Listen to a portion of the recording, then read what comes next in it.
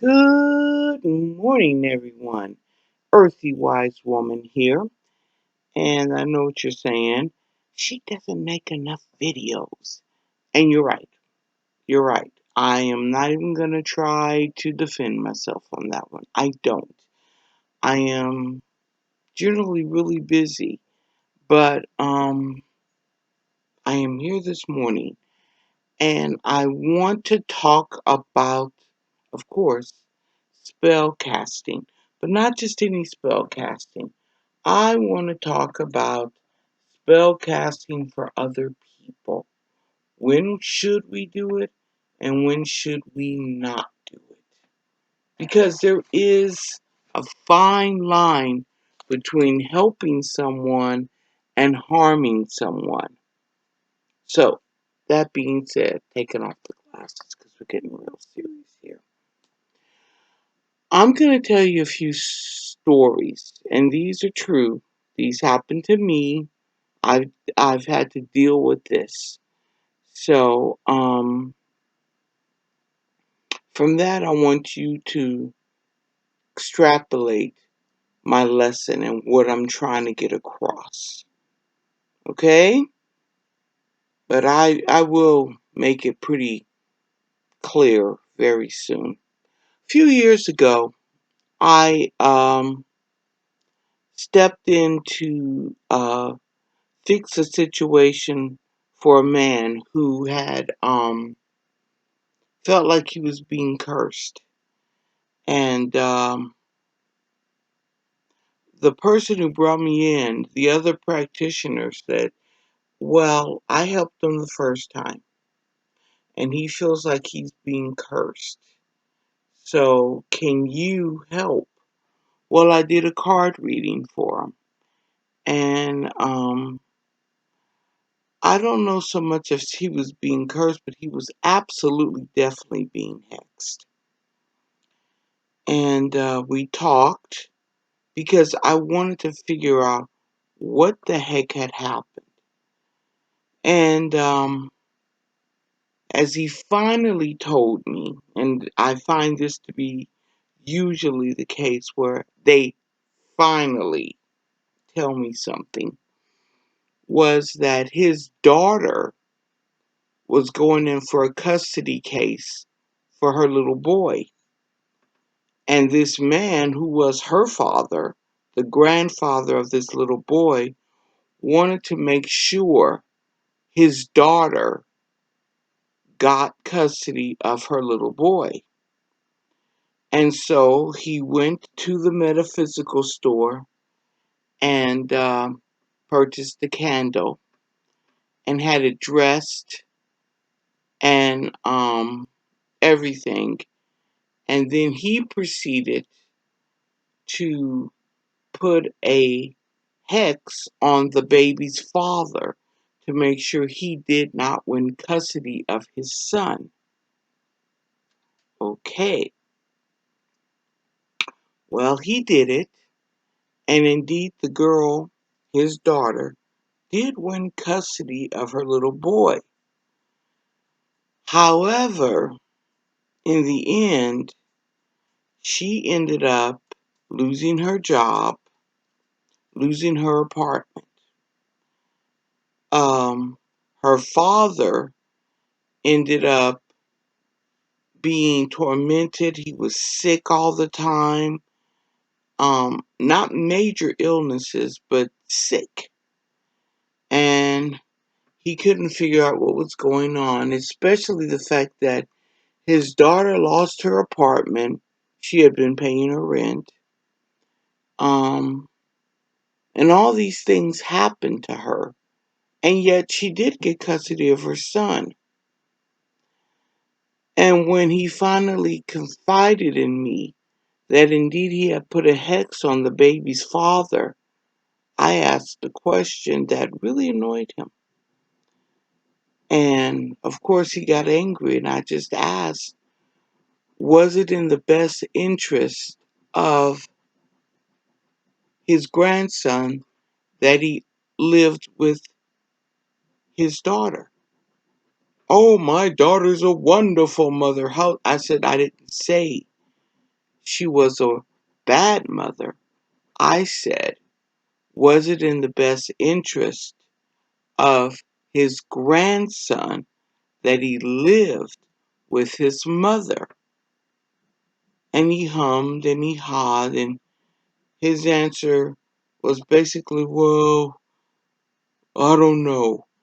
Well, after we further questioned, come to find out, the baby's father had never harmed the grandson. He was a good father. Um, and actually, the grandfather did not know the status of the relationship between his daughter and her ex-husband. He didn't know anything but what the daughter had told him. And as we always know, when we ever tell a story, generally we paint ourselves in a better light than maybe we deserve to be painted. Further examination, um, the boy's father did pay child support on time. The boy's father lived closer to the little kid's preschool. He was working diligently with his baby's mother to make sure that they could co-parent this child in a harmonious way without including the court system. The mother got vindictive when he started dating another woman and decided she wanted full custody. Well, the grandfather didn't know all the details until he had called up his daughter and she finally admitted to a lot of these things. And he literally had cast a spell on a man or put a hex on a man who honestly didn't deserve it. All because he didn't have the full story. And as a result, the universe came back and bit him in the ass. Bit his daughter in the ass because she encouraged her father to do it. So that's why I'll tell people now, I am very slow to put spells on people for other people. I'm very slow to do it. In fact, I won't. Because most of the time, we see through a glass very dimly, as the old saying goes. We see one side of the story. We don't know both sides of the story. There's always, what did Dr. Phil say? No matter how flat you make a pancake, it has two sides. So I'll tell people now, before you cast against somebody for somebody else, you better know both sides of the story. Because you could get yourself into a mess of trouble casting against other people. It's not a good idea. Now, I know a lot of practitioners that do it for a living. Oh, yeah, I'll cast a spell $1,200. Oh, yeah, he'll be cursed forever. And I know a lot of them that have gotten ill, gotten sick. Some of them have even, unfortunately, passed away. Why? They didn't know the whole circumstance. And they did it for the wrong reasons. Now, I will tell a person how to cast a spell. I have no problems doing that.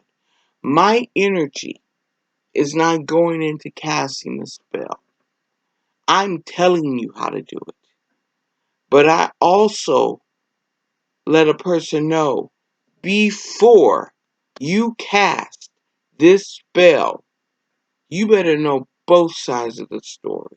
You better know exactly the ins and outs from both perspectives because you could be making a major mistake. Another case in point, um, I do create and I sell hexing powder. Because I do believe that sometimes karma is in our hands and we do need to do things about it. But I'm doing that for the person who's going through it, not for a person who is causing or not causing, who is doing the casting for someone else. I won't suggest that. I would suggest to that person, hey, you're going to buy the hexing powder? Great. Let the person who feels like they're being hexed do the magic, not you. Now, as I was saying, that prelude is to something that just recently happened. A lady contacted me and told me she wanted to hex a man because he supposedly had molested a girl. And her words were, he's molested a child and I want him to die. Those were her exact words. And I read that and I wrote back to her. That was pretty horrendous what he did. And it was wrong. And it was bad. However, two wrongs do not make a right. I suggested to her, yeah, if you feel he deserves to be hexed, sure. But allow the universe to choose the punishment, not you. Because, as I say, this is just me. You guys can come against me as I want to. Dying is quick, okay? Dying is a quick process. You know, whatever happens, you die. However, living and suffering the consequences of your action is slow. And believe me, you will pay a greater price by suffering than you would be by dying. And not only that, but some of you don't believe in reincarnation. I personally do. And I believe that if a person dies having done a wrong deed and not paying for it in that one life, will go forth and pay for it in another life. And this could be bad for other people. Because I look at it like in one life they may have killed an animal. That's terrible. But because they didn't learn their lesson in that life, because they did not learn the consequences of their bad behavior in that life, the next life they might be a serial killer because they never learned the lesson. We want to get vengeance when someone does us wrong. Justifiably and understandably. Yes, we do. And I'm not even going to sit here and be sanctimonious and say, I would never do that. No, I'm guilty of it. Absolutely. However, I also know this. Sometimes living with the consequences of your badass behavior is far worse than dying. Because you get to live every day knowing you screwed up. You get to live every day making amends for horrendously bad behaviors. And in that way, you pay dharma. And in that way, balance is restored to the universe. And in that way, maybe that person who did that horrendous deed will learn something.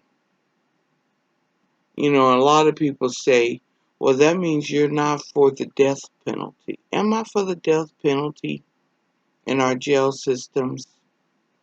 Sometimes I am. Sometimes I'm not. But I do know this. If a person spends a long enough time on death row and they feel some remorse for their behavior, I mean real remorse, then death row worked for them. Okay? Maybe they had their sentence commuted to life in prison. But if they are remorseful for their action and they try, even in a small way, to repair the damage, okay, spend life in prison. Because you are at least learning that you screwed up. You are at least learning to every negative action. There needs to be some balance restored to the person you harmed in order for that person to get on with a good life, irregardless of whether you do or not. You realize, I really messed up here. I was wrong. But when a person feels absolutely no remorse whatsoever, and they brag, yeah, I killed him. Yeah, I did it. I blew his brains out. He didn't even do nothing wrong. I just want to see him die. I'm all right with the death penalty usually. But that being put aside, I still realize that's me being angry. And I still realize that is an amoral person who basically is evil to the core. And in the next life will probably even be far worse than they were in this one. I'm aware of that. So that's where the balance of, I don't know if you want to say good and evil, but that's where the balance of temperance and knowing and believing that deity will take care of that person. And I like to believe that deity knows the perfect punishment. Because karma tends to work in a way that you and I cannot. I have seen people who have done wrong to others find out they have terminal cancer. And there ain't no cure for that. I mean, there's no cure for their cancer. Now, as good of a practitioner as I may be, I can't give them terminal cancer. But I do know the universe can. And I do know karma's a bitch. Or karma is the greatest gift in the world, depending on how you live in your life. Because karma is irrespective. It's not good and it's not evil. It's the great equalizer. So when people say, oh, they're going to get their karma, that could be a good thing. I mean, you got people who donate, people who care for their neighbors, people who give to the poor and the needy, and their karma is a blessed and beautiful life. And the gods bless that person because they're making a good difference in the world. They're making an impact in the world that is positive. And then you have people who are selfish, who are thoughtless, who are self-serving, who could care for nobody but themselves. And karma kicks them in the ass. And they got their karma too. So that's why I'm telling you, don't view karma as bad. View karma as what it is. It's the great equalizer. Now, that being said, that is why I tell you, before you cast for somebody, you better know exactly what's going on both sides. And don't just hum and haw and say, oh yeah, I know, they bad. You don't know nothing. You don't know what drove them to do that deed. You may not know what the other person may have done to them that made them do that deed. Because I know a lot of instances where people had it coming. I love my sister. But my sister's a hothead. My blood sister. One time her ex-husband wanted to leave the house. They had had an argument, and they were in the middle of the argument, and he didn't trust himself. He felt he would do something destructive. So he got his car keys and was about to leave the house so he could go cool down and get his wits about him. In the process, my sister blocked him from leaving the house. You're not going to leave this house. And took her finger and pointed it in his face and did everything she could to intentionally aggravate him and make him even madder. He asked her over and over again to move out of the way, and she refused. I begged her, sis, please let him leave the home.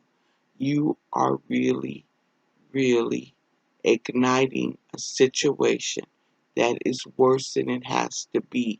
Move out the way. She kept refusing, pointing the finger in his face. Oh, now, you did this.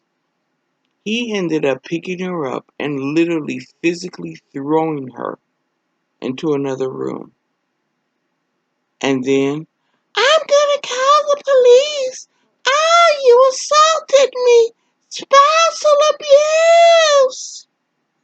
She called 911.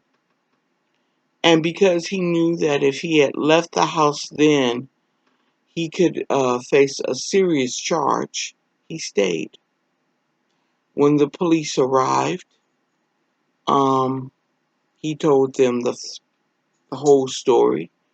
She told them the more dramatic version of the story. So, I'm pretty sure you don't know what happened. They both got arrested. Both of them. And the police took them both to jail for 24 hours and asked me to babysit their children while they cooled off. And honestly, I thought that the police officer did a very smart thing because honestly, I'm not saying that he wasn't at fault. He was. I mean, he had done something that did anger my sister, but she was at fault too. What am I trying to say? Guys, advise your friend or loved one on what they can do magically. You can suggest, but at the end of the day, do not do the magic for them. Remember, you're putting your life force out there. You're putting your energy out there. And it shouldn't be you. It should be them. If they intend on this person to be hexed and they deserve to die, let them do it, not you. You can suggest to them where they can buy the instruments to get this person, what they deserve. You can suggest to them some ideas on what they should do. But at the end of the day, also remember this. Tell them, remember now, whatever happens, you are going to also pay for the consequences of your behavior. Remind them. Because, like I said, pancakes got two sides, no matter how flat you make it. I do not cast for other people. I'll tell them what to do, I'll tell them how to do it, but at the end of the day, it is their energy that will go into the work of actually doing it, not mine. And I suggest that you do the same. Because our passions, our anger will get the best of us. And sometimes we will want to do some heinous stuff. We will want to go gung ho. And you know something? That's the best time to do magic when you're angry because your passions are deep. But dag nabbit, you better be angry for the right reasons And you better be angry for your own purposes, not for someone else. Let them be angry for their magic. And even then, cool heads should prevail when doing magic. Because in a way, doing magic is like a 9-year-old willing their daddy's 45. You're dealing with magic. You are dealing with the forces of the universe. You don't just play lightly with that. That's some serious stuff. Why do you think you just do it willy-nilly? You do not. You are playing with people's lives. This is some serious stuff. An earthly wise woman ain't just saying that because I'm trying to make you feel the guilt or anything. I've done some things magically that I'm not proud of. I have had people die because of magic I've cast. And yes, I cast for them to die. I'm not going to elaborate on the circumstance, and I'm not going to justify them either. I'm just letting you know I did it. And I did pay karma for it. Not good karma. And yet, it wasn't bad either. It was karma. And I'm sorry for the honking horns if you hear that. And actually, I would dare say it was actually good. In some ways, it was actually very good. But still, tread lightly when doing magic, okay? Remember, karma is the great equalizer. It is the balancer of our universe. Because for there to be good on one side, there has to be bad on the other. That's the balance. And sometimes we are the agent of karma. We are. But let it be yours. Let it be something someone did to you personally. Don't let it be a hearsay or trajectory. Don't let it be, well, Susie told me that Bobby slapped her. Because you don't know what Susie did to Bobby.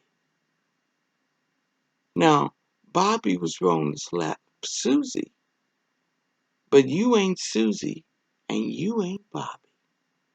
So don't be jumping into mess that is not your mess. And on that note, Earthly Wise Woman's going to end this, and I'm going to get on with the blessings of the day, and I wish all of y'all a blessed day. Now, where I am, it's very hot. But you know something? That is also the goddess and the Lord and the lady blessing us all with a little heat and keeping the balance. Because you know something? Where it's hot right here, it might be raining somewhere else. But I do know one thing. Blessed be the Lord and the Lady of Consistent. Because, as it says, it shines on the wicked just as much as it shines on the good. And there is the balance. Blessed be everybody. Y'all take care.